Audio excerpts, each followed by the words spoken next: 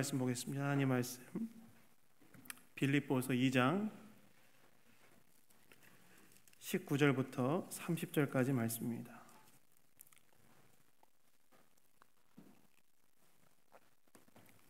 빌립보서 2장 19절부터 30절까지 말씀.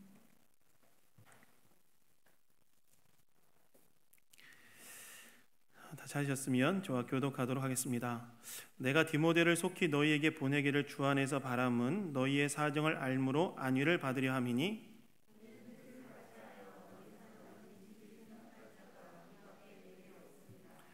그들이 다 자기 일을 구하고 그리스도 예수의 일을 구하지 아니하되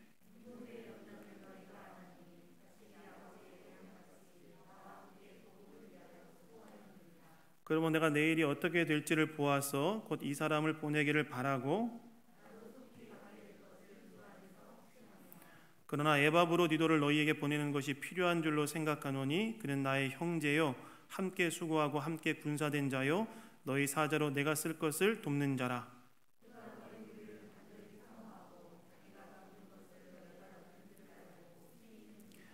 그가 병들어 죽게 되었으나 하나님이 그를 긍휼히 여기셨고 그뿐 아니라 또 나를 긍휼히 여기사 내 근심 위에 근심을 면하게 하셨느니라.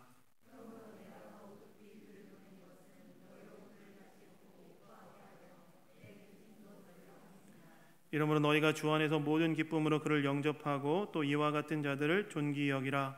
그가 그리스도의 일을 위하여 죽기에 이르러도 자기 목숨을 돌보지 아니한 것은 나를 섬기는 너희의 일에 부족함을 채우려 함이니라. 아멘. 복음을 위한 삶 이런 제목으로 하나님 말씀 나누기 원합니다. 여러분, 우리가 예수님을 믿을 때 우리 안에 참 변화되어지는 중요한 것이 한 가지가 있습니다. 예수님을 믿을 때 우리 안에 변화되어지는 매우 중요한 한 가지가 있는데 어떤 변화가 일어나냐면 삶의 주인이 바뀝니다. 저와 여러분이 예수님을 믿을 때 어떤 변화가 일어나냐면 중요한 변화가 일어나는데 어떻게 바뀌느냐? 삶의 주인이 바뀐다. 그러니까 예수님을 영접할 때 우리는 예수님을 구원자로만 영접하는 것이 아니라 그분을 내 삶의 주인으로도 영접하는 것이기 때문에 내가 예수님을 영접했다고 한다면 나에겐 어떤 변화가 지금 일어난 상태냐면 삶의 주인이 바뀐 상태. 그래서 예수님을 믿기 전에 삶의 주인은 누구였냐면 예수님을 믿기 전에 삶의 주인이 나였다면 예수님을 믿고 난 다음에 내 삶의 주인은 누구로 바뀌느냐? 누구로 바뀌었냐? 예수님으로 바뀌었다는 거예요. 그래서 여러분, 저와 여러분이 다 진심으로 예수님을 믿고 영접하였다고 한다면 지금 저와 여러분의 삶의 주인은 누구이냐? 저와 여러분의 삶의 주인은 내가 아니라 예수님이 내 삶의 주인이 되어져 있는 상태라는 거예요.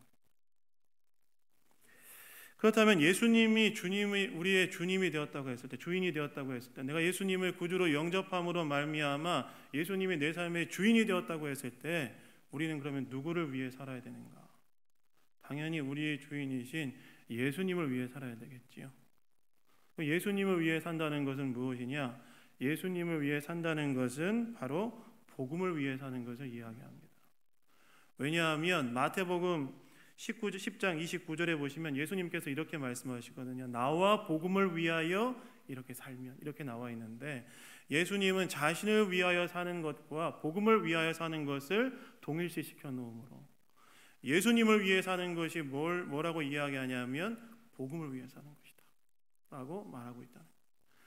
여러분, 예수님을 구주로 영접한 사람들은 예수님을 위하여 살아야 되는데 예수님을 위해 산다는 건 뭘 말하냐면 복음을 위해 사는 것이다.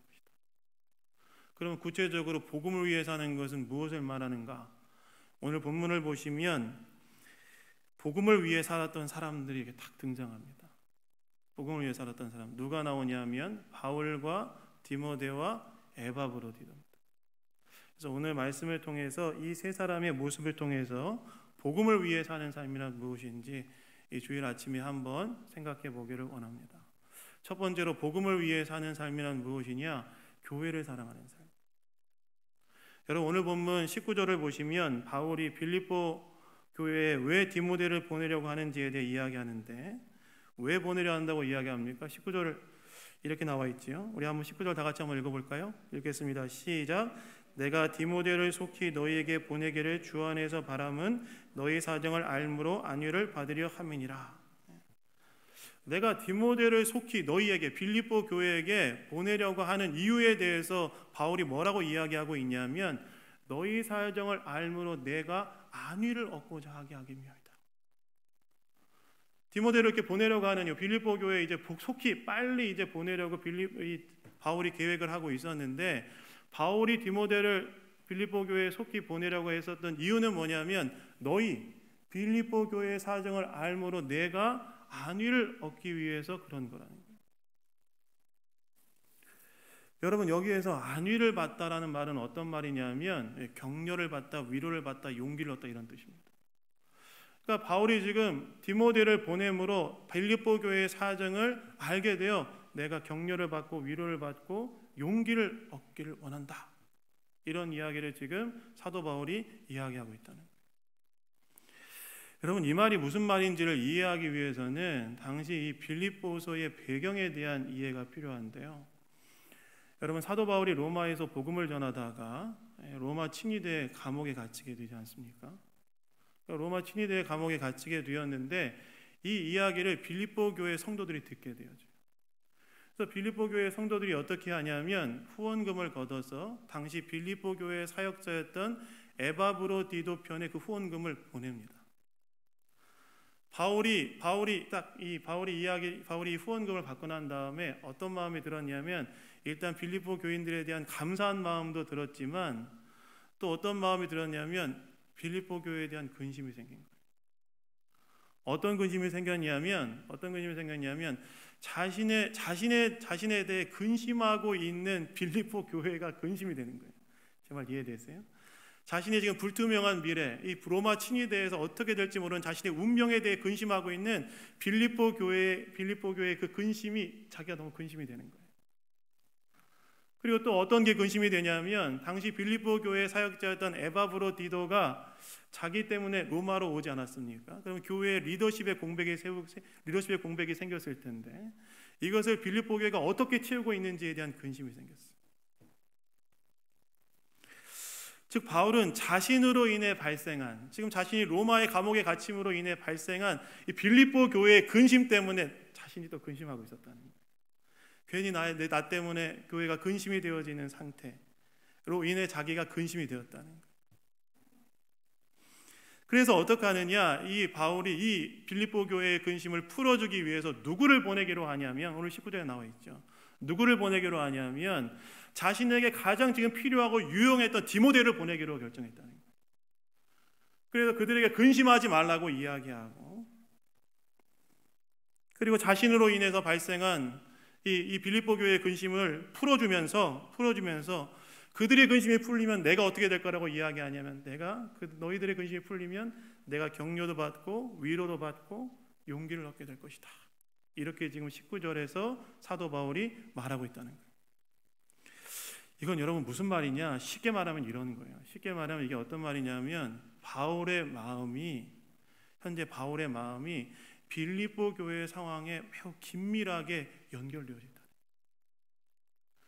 지금 이 바울의 마음이 지금 어떤 상태냐면 빌립보 교회의 상황, 빌립보 교회가 자기 때문에 근심하고 있으니까 그것이 자기가 근심이 되는 이유가 된다는 거예요.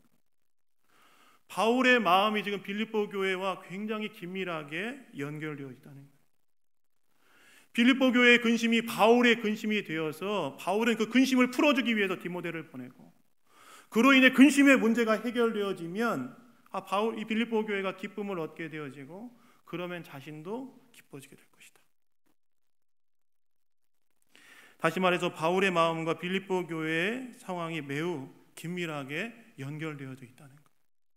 그런데 여러분 오늘 본문에 등장하는 이 디모데나 에바브로디도도 바울과 똑같은 마음입니다. 여러분 오늘 본문 2절에 보시면 디모데에 대해서 사도 바울이 뭐라고 소개하냐면 이렇게 소개하죠. 디모데만이 빌립보 교회의 사정을 진실하게 생각해 줄 수 있는 사람이다라고 이야기하죠. 빌립보 교회의 사정을 진실하게 생각해 줄 사람은 디모데밖에 없다. 사도 바울이 이렇게 얘기하고 그 다음에 여러분 26절에 보시면 이렇게 나와 있죠. 에바브로디도가 자신이 병들었다는 소식을 빌립보 교인들이 듣고 근심하고 있다는 이야기를 들은 후에 그것 때문에 자신도 또 근심하고 있다고, 에바브로디도도 근심하고 있다고 이야기하고 있는. 그러니까 여러분, 오늘 본문에 등장하는 바울도 디모데도 에바브로디도도 다 어떤 사람들이었느냐? 다 오늘 본문에 등장하는 사람들은 다 어떤 사람들이었냐면 자신의 마음과 교회의 상황이 매우 긴밀하게 연결되어져 있는 사람들이었다. 여러분, 여기에 복음을 위한 삶의 중요한 교훈이 있습니다. 복음을 위한 삶이란 무엇이냐? 교회를 사랑하는 삶인데, 교회를 사랑한다는 것은 어떻게 표현되어지냐면 내 마음이 교회와 교회의 상황과 매우 긴밀하게 연결되어지는 것으로 표현되어진다. 다시 한번요. 복음을 위한 삶이란 교회를 사랑하는 삶인데, 교회를 사랑한다는 것은 어떻게 표현되어지느냐? 내 마음이 교회의 상황과 매우 긴밀하게 연결되어 있는 것으로 표현되어진다. 이게 무슨 말이냐면, 나와 교회 사이에 벽을 만들지 않고, 나와 교회 사이에 어떤 펜스를 만들지 않고, 나는 나, 교회는 교회, 이런 식으로 구분해서 생각하지 않고, 나의 마음과 교회의 상황이 긴밀하게 연결이 되어서 교회의 감사가 나의 감사가 되고, 교회의 근심이 나의 근심이 되고, 교회의 기도 제목이 나의 기도 제목이 되고, 교회의 방향이 나의 방향이 되어지는 방향으로 연결되어져 있다. 그것이 바로 복음을 위한 삶, 교회를 사랑하는 삶이라고 지금 이 세 명의 모습을 통해서 우리에게 보여주고 있다라는 것입니다. 그래서 여러분, 내 마음이 교회와 교회에 긴밀하게 연결되어 있는 것이 너무나 중요해요. 여러분, 복음을 위한 삶, 예수님을 위한 삶이란 뭐냐면 교회를 사랑하는 삶인데, 그것이 1차적으로 어떻게 표현되냐면 내 마음이 교회는 교회고 나는 나고가 아니라, 교회와 나 사이에 어떤 펜스를 치고 교회는 교회, 나는 나라고 이렇게 구분시켜 놓는 것이 아니라, 나의 마음이 교회에 긴밀하게 연결되어져 있어서 교회가 기뻐할 때 나도 기뻐하고, 교회에 근심이 있을 때 나도 근심하게 되고, 교회가 기도 제목이 있을 때 나도 그 기도 제목이 나의 기도 제목이 되고, 교회가 감사할 때 그것이 나의 감사가 되어지는 방식으로 우리의 마음이 긴밀하게 연결되어지는 방식으로 표현된다. 여러분, 사실 오늘날 우리가 살아가고 있는 시대는 어떤 시대냐면 점점 더 개인주의가 심화되어지고 있는 시대죠. 개인주의라는 건 뭐예요? 더 이상 공동체가 중요하지 않다는 거예요. 더 이상 공동체가 중요하지 않고 내가 중요하다는 거예요. 젊은 세대로 갈수록 이 개인주의는 점점 더 심화되어져 갑니다. 사람들은 공동체가 중요하고 교회가 더 이상 중요하지 않고 내가 중요하다고 생각해요. 그런데 주님은 그것을 원하지 않으신다는 거예요. 주님이 원하시는 것은 나와 교회 사이에 탁 펜스를 치워놓고, 나는 나, 교회가 아니라 내 마음이 교회에 긴밀하게 연결되어져서 교회 상황이 나의 마음과 딱 연동되어져. 그것이 바로 주님의 교회를 사랑하는 표현이라고 오늘 본문에서 세 사람을 통해서 하나님이 우리에게 이야기해주고 있다는 거예요. 그래서 여러분, 저와 여러분이 예수님을 믿음으로 말미암아 복음을 위한 삶으로 부름받았다면 어떻게 해야 되는가? 내 마음을 교회에 긴밀히 딱 연결시켜 놔야 돼. 교회와 이렇게 마음의 거리를 두는 것이 아니라 교회의 상황, 교회의 지금 기도 제목, 교회의 지금 여러 가지 형편들, 거기에 내 마음을 딱 긴밀히 연결시켜 놔야 돼. 그것이 교회를 사랑하는 표현, 예수님을 위한 삶, 복음을 위한 삶이라는 거예요. 여러분, 제가 최근에 영화를 하나 봤습니다. 자산어보라는 영화를 봤어요. 혹시 보신 분 계세요? 자산어보. 극장 가서 보진 못했고, 이렇게 요즘은 다 이렇게 같이 이렇게 연동해서 극장하는 걸 연동해서 볼 수 있도록 했더라고요. 자산어보라는 영화를 봤는데, 자산어보는 뭐냐면 여러분, 정약용 씨라고 해야 되나요? 정약용 님이라고 해야 되냐? 그 조선 말에 이렇게 실학을 집대성한 사람이 있죠. 그 정약용의 형이었던 정약전이 썼던 어류도감이 자산어보입니다. 그렇죠? 근데 이 사람이 이제 이 자산오보를 어떻게 썼냐면 서학죄인으로 이제 유배를 받아서 흑산도에 가게 되는데 흑산도에서 이 자산오보를 쓰게 됩니다. 근데 이것을 영화한 것이 자산오보라는 영화였어요. 근데 여러분 이 자산오보라는 이 어류도감을 딱 이제 쓸 때 결정적인 역할을 했던 사람이 나오는데 그 영화에 따르면 누구냐면 창대라는 청년이었어요. 창대라는 청년. 이 사람은 그 물고기에 대한 오랜 경험이 있고 이로 인한 그 지식이 많아서 막 엄청난 결정적인 영향을 미쳐줬어요. 근데 여러분 이 두 사람이 사실은 이 두 사람이 정약전과 창대가 이렇게 딱 흑산도에서 만났는데 처음에는 서로를 별로 좋아하지 않았어요. 왜 안 좋아했냐면 이 창대라는 사람은 흑산도에 사는 촌민에 불과했지만 성리학을 굉장히 좋아했어요. 그래서 책을 열심히 읽었어요. 근데 서학죄인으로 정약전에 오니까 마음에 안 드는 거예요. 싫어했어요. 그리고 정약전도 이 자기에 대해서 불편한 마음을 감추지 않은 창대가 싫었어요. 근데 영화가 한 3분의 1쯤 딱 지나서 두 사람의 마음이 딱 연결되어지는 지점이 있는데 어디에서 연결되어지냐면 이렇게 연결돼요. 이 창대라는 친구가 성리학 책을 읽고 싶은데 학문이 낮아서 더 이상 읽지 못하자 누가 필요했냐면 정약전이 필요했던 거예요. 정약전은 어류도감을 쓰고 싶은데 물고기에 대한 지식이 하나도 없는 상황이어서 누가 필요했냐면 창대가 필요한 거예요. 서로 딱 만나가지고 서로의 지식을 나눠주고 서로에게 선생이 되자는 공통의 목표가 생기자 마음이 통하고 긴밀히 연결된 관계로 발전한 거예요. 그래서 딱 자산오보를 한 마음이 되어서 쓰게 됩니다. 그러니까 어느 지점에서 이 사람들의 중요한 터닝 포인트가 있느냐? 마음이 연결된 지점. 마음이 연결된 지점에서 이 사람들의 삶의 터닝 포인트가 탁 됐다는 거예요. 뭐가 중요하냐? 그래 뭐가 중요하냐? 마음이 연결되는 게 너무나 중요하다는 거예요. 교회도 마찬가지라는 거예요. 성도도 어디와 우리의 마음이 긴밀하게 연결되어 있어야 되느냐? 교회와 내 마음이 긴밀하게 연결되어 있어야 된다. 여러분 저희 집에는 아들이 둘이 있습니다. 9살, 6살. 최근에 저희 아들들이 꽂힌 것이 딱지치기입니다. 딱지기 아세요, 여러분? 저 어렸을 때는 딱지를 종이를 접어서 이제 쳤는데 요즘 애들은 딱지를 이렇게 보니까 그 고무로 된 거를 이제 딱지라고 부르면서 그걸로 딱지치기를 하더라고요. 여러분 해보셨어요? 고무로 된 딱지 보셨어요? 전 옛날에 종이를 접어가지고 했는데 요즘 애들은 저는 약간 아날로그 감성이어가지고 그 딱지로 인정하기 상당히 어려웠는데 뭐 약간 딱지치기를 하고 있더라고요. 그래서 제가 집에 가면 애들이 딱지를 치자고 그래요. 딱지. 그래서 제가 예전에 좀 힘들고 그러면 아유 너희들 이렇게 해라 이렇게 했는데 요즘은 제가 오히려 시간이 좀 부족하니까 애들하고 좀 더 놀아주려고 하자고 하면 좀 해줍니다. 근데 문제가 있어요. 어떤 문제가 있냐면 제가 너무 딱지를 잘 쳐요. 그래서 제가 쳤다 제 기회가 돌아오면 애들은 이제 끝나는 거예요. 제가 제 기회가 딱 돌아오는 순간 저희 첫째, 둘째는 다 딱지를 잃어버립니다. 제가 딱지를 너무 잘 쳐요. 치는 대로 넘어가는 거예요. 치는 대로. 그럼 뭐 애들이 굉장히 억울해요. 뭐 참 어떻게 아빠는 이렇게 봐줄 생각도 하지 않고 막 굉장히 억울해요. 근데 여러분 제가 뭐 그 딱지를 제가 뭐 가질 것도 아니고 다시 딱지를 돌려줍니다. 근데 딱지를 막 치고 나면 막 되게 하나된 느낌이 들어요. 애들하고 셋이 되게 우리가 뭔가 하나가 되었다, 한 마음이 되었다. 그래서 딱 마음이 연결된 느낌이 딱 들어요. 뭔가 친밀해진 느낌이 들어요. 그리고 그 다음 뭘 계속해서 해나갈 수 있어요. 그러니까 뭐가 중요하냐? 계속해서 제가 지금 뭐가 중요하냐? 사도 바울과 디모데와 에바브로디도의 모습을 통해서 그들이 뭘 중요하게 해요? 뭐가 지금 그들의 교회에 대한 마음에 뭐가 표현됐냐? 그들의 마음이 교회는 교회 나는 나.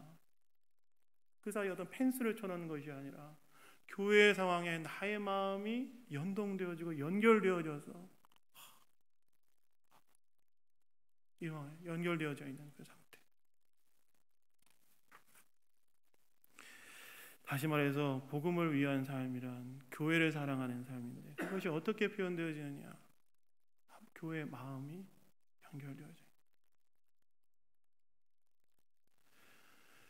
있는. 교회는 교회고 나는 나가 아니라 내가 교회에 속해 있고 교회 공동체로 내가 속해 있고 교회가 아플 때 나도 아프고, 교회가 기도할 때 나도 기도하고, 교회가 기쁜 일이 있을 때 나도 기쁘고, 그렇게 우리의 마음이 연결되어 있어야 된다.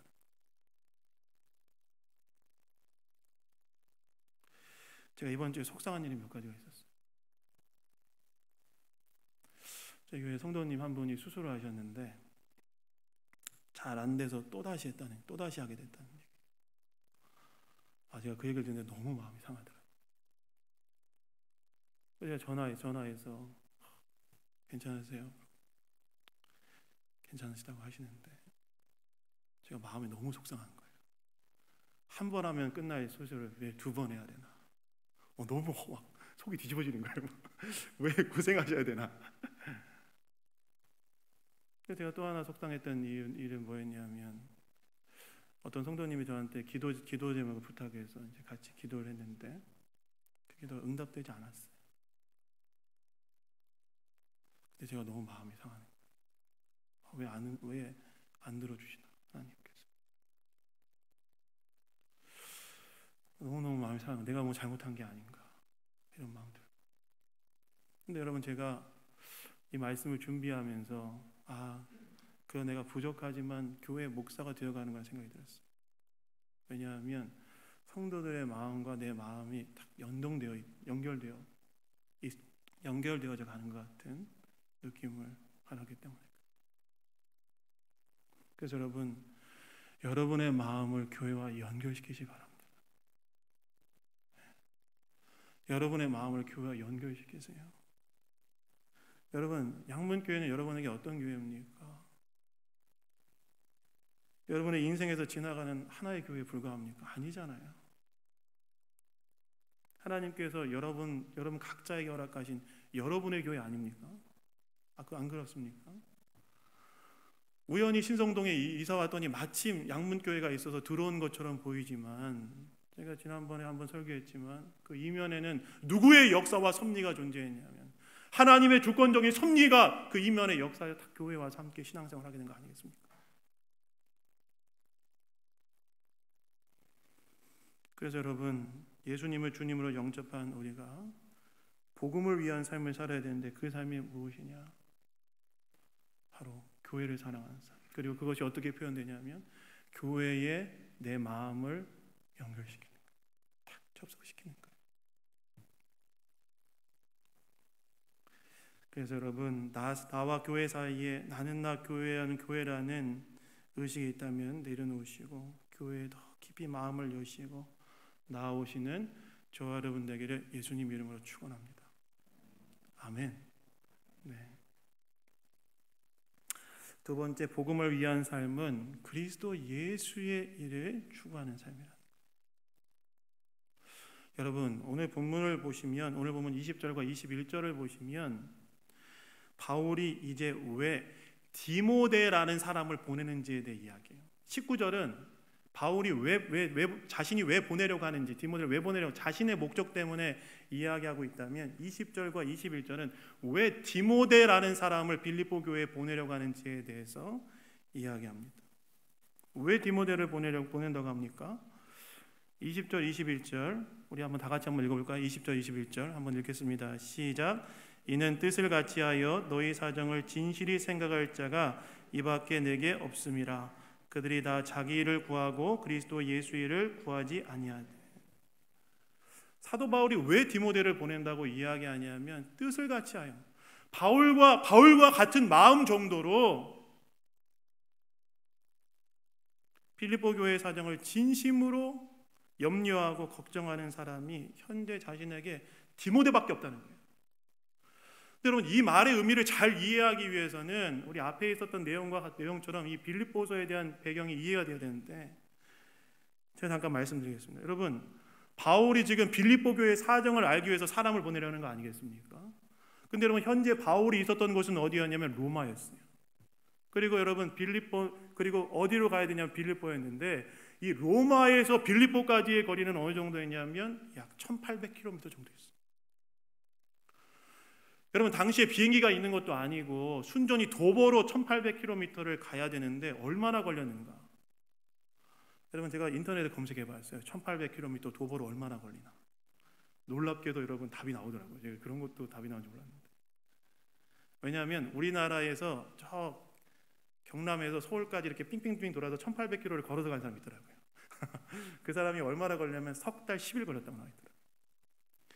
그러니까 1800km를 가려면 당시에는 뭐 도로가 잘 되어 있는 것도 아닐 테고 최소한 4개월 이상 걸렸겠지. 근데 문제는 뭐냐면 당시에는 이 치안이 제대로 된 것도 아니고 거기까지 가려면 혼자 도보로 그 위험한 여행을 가려면 굉장히 위험했어요. 그런데 여러분 이 말이 근데 무슨 말이냐면 이 여행을 하려면 정말 빌립보 교회를 정말 사랑하고 아끼는 마음이 있지 않고서는 안 된다는 거예요. 근데 그 일을 할 수 있는 사람이 자기 주변에 누구밖에 없다고 지금 사도 바울이 이야기하냐면 디모데밖에 없다. 그럼 여러분 이 말은 어떤 말이냐면 바울 주변에 사람이 없어서 그런 것이냐? 그런 게 아니죠. 바울 주변에 여러분 사람이 있었습니다. 오늘 본문 22절에 보시면 뭐라고 나와 있습니까? 그들이 다 자기 일을 구하고 그리스도 예수의 일을 구하지 아니하되 이렇게 나와 있죠. 바울 주변에 사람이 없었던 게 아니에요. 바울 주변에 있었던 그들이 자기 일을 구할 때 그들은 어떤 사람이냐? 다 믿는 사람들이었어요. 근데 다 믿는 사람들이었는데 그들은 어떤 상황이었냐면 바울 주변에 있는 믿는 사람들은 어떤 상황이었냐면 자기 일을 추구하되 그리스도 예수의 일은 추구하지 않고 있는 사람들이었다는 거예요. 그래서 바울이 현재 그 일을 할 수 있는 사람은 누구밖에 없다고 이야기하냐면 디모데밖에 없다. 자기 주변에 지금 예수 믿는 사람이 없어서가 아니라 예수 믿는 사람들이 있는데 그러나 그들은 다 각자 자기 일을 추구하고 예수님의 일을 추구하지 않음으로 인해 빌립보 교회를 향하여 그 여정을 할 수 있는 사람은 지금 디모데밖에 없다 라고 사도 바울이 말하고 있다는 거예요. 여러분 이 말은 무슨 말일까요? 이 말은 무슨 말이냐면 역으로 정말 예수님을 위한 삶, 복음을 위한 삶은 어떤 삶이냐? 나의 수고를 넘어서 복음을 위한 수고를 감당하는 자리까지 나아가는 것. 그것이 복음을 위한 삶입니다. 복음을 위한 삶이라는 것은 무엇이냐면 자기의 수고, 지금 자기의 일, 나의 일뿐만이 아니라 그 나의 일의 수고를 넘어서 어디까지 나가야 되냐면 그리스도 예수를 위한 일, 복음을 위한 수고까지 나아가는 것. 그것이 바로 복음을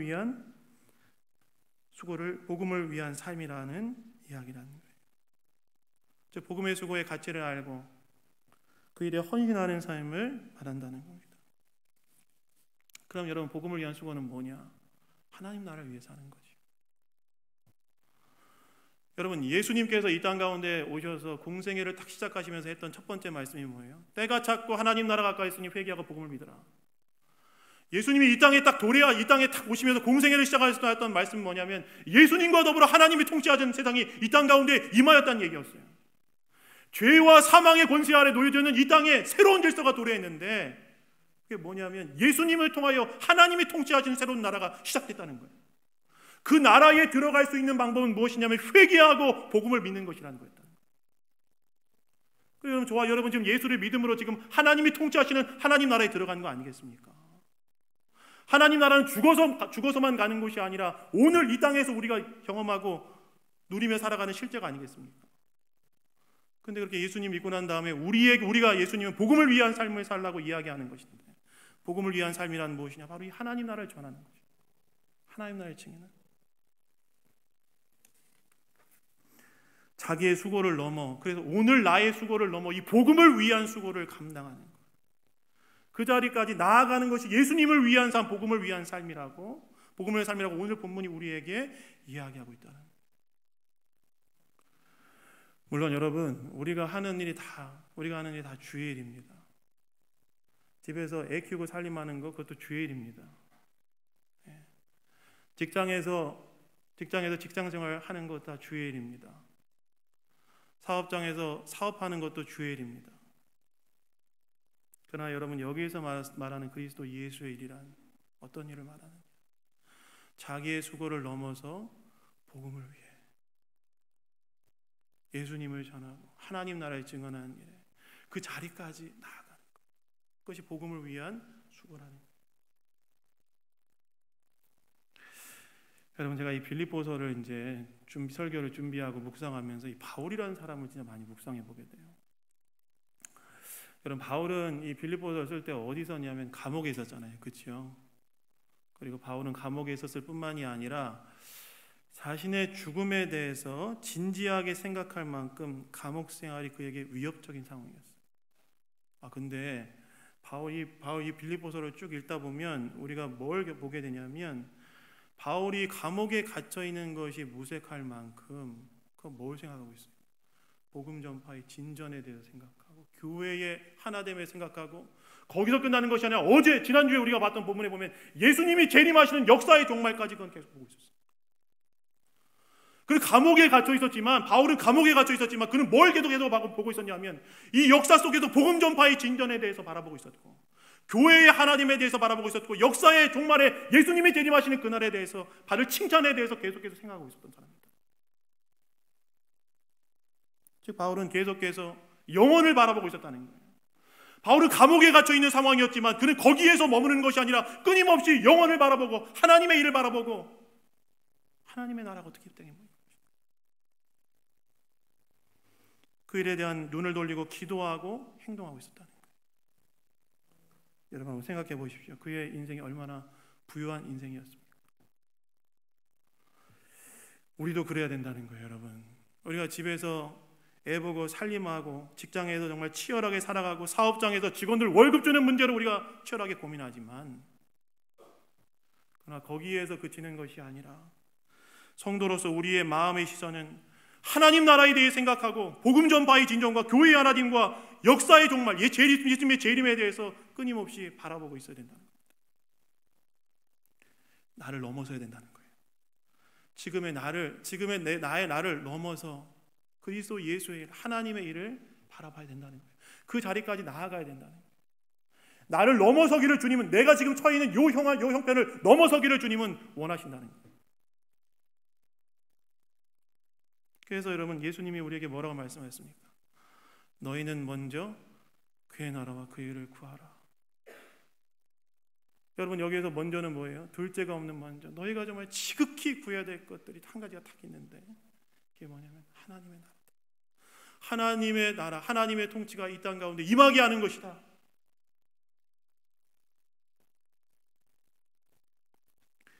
여러분 영국의 그 전쟁 영웅이었던 허버트 그레그라는 사람이 한 번은 아주 성숙한 그리스도인으로 또 편지를 받았다고 하는데요. 이 편지가 그의 인생을 확 뒤집어 놨다고 합니다. 그 편지의 내용은 다음과 같습니다. 이렇게 써있다고 나와 있는데요. 뭐라고 나와 있냐면 많은 사람들에게 예수님은 아무것도 아닙니다. 일부 사람들에게 예수님은 그 무엇이 되기도 합니다. 하지만 매우 적은 사람들에게 예수님은 삶의 전부입니다. 예수님을 당신의 삶의 일부로 만들지 마십시오. 주님을 당신의 삶의 전부로 맞으시고 최우선으로 삼으십시오. 그래서 돼요. 그것이 이 사람의 삶을 바꿔놓았대요. 무슨 말입니까? 우리가 우리 자신을 넘어서야 된다는 거예요. 그리고 복음을 위한 수고를 감당하는 자리로 나아가야 된다는 거예요. 여러분 우리는 우리 자신을 넘어 영혼을 바라보며 영원한 삶, 영원한 일의 삶을 드리고 있으니까 그런 은혜가 있기를 예수님 이름으로 축원합니다. 우리 자신을 넘어서야 돼요. 복음을 위한 수고를 감당하는 자리까지 나아가야 되는 거예요. 마지막으로 여러분 복음을 위한 삶은 복음을 위해 수고하는 사람들을 존귀하게 여기는 것을 말해요. 오늘 보면 29절과 30절을 보시면 바울이 뭐라고 말합니까? 이렇게 말합니다. 이러므로 너희가 주 안에서 모든 기쁨으로 그를 영접하고 또 이와 같은 자들을 존귀 여기라. 그가 그리스도 일을 위하여 죽기에 이르러도 자기 목숨을 돌보지 아니한 것은 나를 섬기는 너희의 일에 부족함을 채우려 함이라. 바울이 뭐라고 말하냐면 이와 같은 자들, 복음을 위한 수고를 감당한 자들 존귀하게 여겨라. 이 존귀하게 여겨라는 이 말은 명령형이에요. 존귀하게 여겨야 된다. 이렇게 해야만 한다. 라는 명령형입니다. 복음을 위해 수고를 아끼지 않은 자들을 영접하고 존귀하게 여기라고 바울이 명령하고 있는 거예요. 자기 희생을 하면서 복음을 위해 수고하는 자들을 귀하게 여기야 한다고 바울이 말하고 있다는 거예요. 그래서 여러분, 교회는 복음을 위해 수고하고 희생하는 자들을 귀하게 여겨야 됩니다. 교사들을 귀하게 여겨야 되고 목자들을 귀하게 여겨야 돼요. 그러나 여러분, 거기에서 끝나서는 안 돼요. 거기서 끝나서는 안 되고 어떻게 해야 되느냐? 나도 그러한 존귀한 자가 되어야 되는 거죠. 거기까지 나가는 거예요. 나 또한 바울이 말하는 복음을 위한 수고를 통하여 이러한 자를 존귀 여기라고 불려지는 그 사람이 되는 데까지 나아가야 된다. 여러분, 내 안에 복음을 위한 수고를 통해 하나님 앞에도 존귀한 자로 세워져 가기를 원하는 열망이 있습니까? 우리 양문교회 성도님들이 이 복음을 위한 수고를 통해 하나님 앞에 존귀한 자로 또 온전히 세워져 가기를 예수님 이름으로 축원합니다. 이런 말씀을 맺겠습니다. 여러분, 복음을 위한 삶은 교회를 사랑하는 삶. 그 어떻게 표현되느냐? 교회와 나 사이에 딱 펜스를 나는 것이 아니라 마음을 연결시키는 거예요. 두 번째, 복음을 위한 삶은 나를 넘어서는 거예요. 내 현재의 삶이 치열하다 할지라도 나를 넘어서 복음을 위한 수고를 감당하는 자리까지 나아가는 거예요. 그 다음에 복음을 위한 삶이란 내가 복음을 위한 수고를 통하여 존귀 여김을 받는 그 자리까지 딱 나아가는 거예요. 여러분, 우리 양문교회 모든 성도님들이 바로 이 복음을 위한 삶을 통하여 하나님께 칭찬받는 삶이 되기를 예수님 이름으로 축원합니다. 잠깐 기도하겠습니다.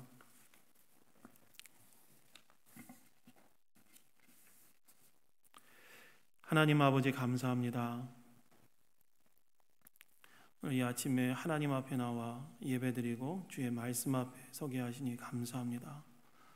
아버지 하나님, 우리 양문교회 모든 성도님들, 우리 모두가 다 복음을 위한 삶을 살아갈 수 있도록 은혜 내려 주시옵소서.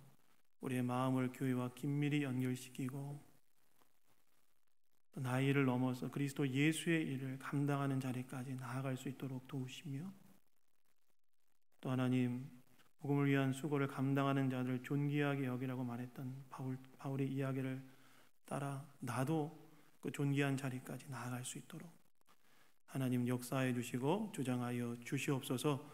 이를 통하여 우리 모두가 복음을 위한 삶을 살아가므로 우리 양문교회가 이 땅에서 이 어그러진 세상 속에서 찬란하게 그리스도의 빛을 비추는 교회로서 더 온전히 세워져 갈 수 있도록 주장하여 주시옵소서. 모든 것 주님께 감사드리며 우리를 구원하신 예수님 이름으로 기도드렸습니다. 아멘.